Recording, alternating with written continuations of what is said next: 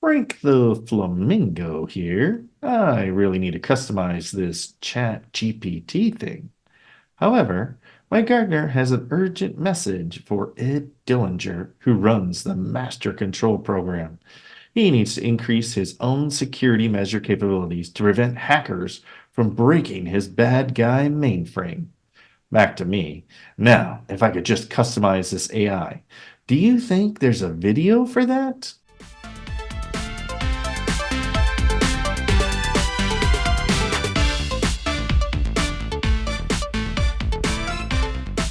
And let's go to our third option, which is how to customize AI for you. Now, we're going to go to Chat GPT. So I'm going to come over here. I'm going to click on Chat GPT. You do need to log in if you don't have Chat GPT. It takes a few moments just to get logged in and set up. But the nice part about getting it set up to personalize to you is that it will tailor some of those questions more to your liking or to what you have set up as a preference. So I'm going to come over here. You're going to come down here to the bottom section on Chat GPT, and you can come over here to custom instructions. Now in here is where you can tell it a little bit about yourself. And this is so that when it goes to respond back to you, it knows some of the things about you. Like this is giving you some starters, like where are you based? What do you do for work, hobbies, interests? What subjects can you talk about for hours? What are some goals you have?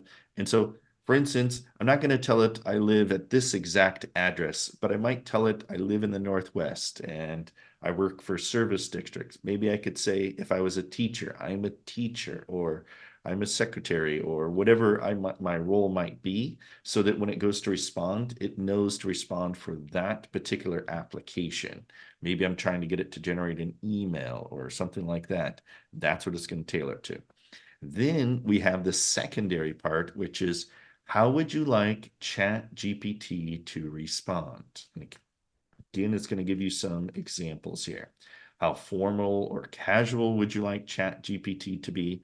So if it's very, formal, it's a business setting and I need, this specific thing, then that's how it's going to try and respond when it gives you replies.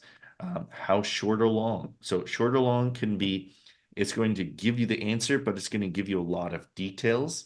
Maybe I don't want it to give me a long response. Maybe I want, shorter responses. I want it to give me just the answer I'm looking for. For instance, if I was using Excel and I wanted it to give me a response, instead of it giving me, and this is the reason why I wrote this formula, it'll just give you the formula. And so that's just to give an example. Or maybe I'm trying to get it to respond with a really long or short email. So those can be the responses that I'm looking for. How do you want to be addressed? So it could be, Mr., Mrs., Sir, ma'am, all those different things. Should ChatGPT have opinions on the topics? You can have it so that when it gives you a response, it's either have an opinion or it's not, based on the information it's going out to look up on the web. Because essentially it's doing some of this stuff on the fly. It's going and looking for it. You can even have it give you reference links. These provide at least one reference link. Okay. And so now let's just do save on this. And let's just ask it a question. What is the best solar panel you can buy and why? And let's just see what it says. And so it's going to give us a bunch of information. And then you'll notice it's giving us a short response because I told it I wanted something short.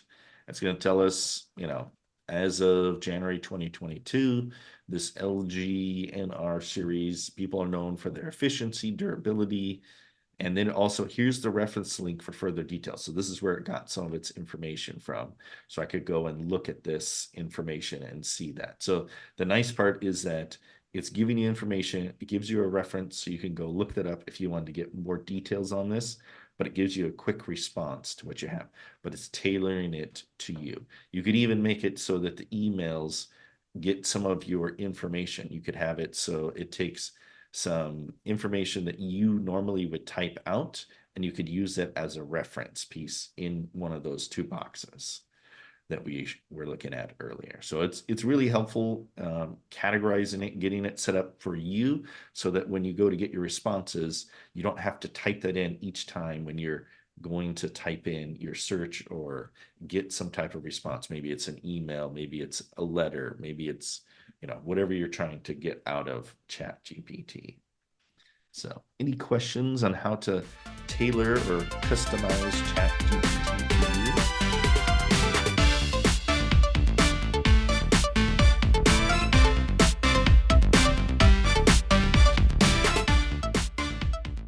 Now that video digitized in my mind at laser speed on how to customize AI for me. Reminds me of an old movie from the 80s called Tron. Then that made me wonder if this garden could use a bit of AI to grow better vegetables. But shh, don't tell my gardener.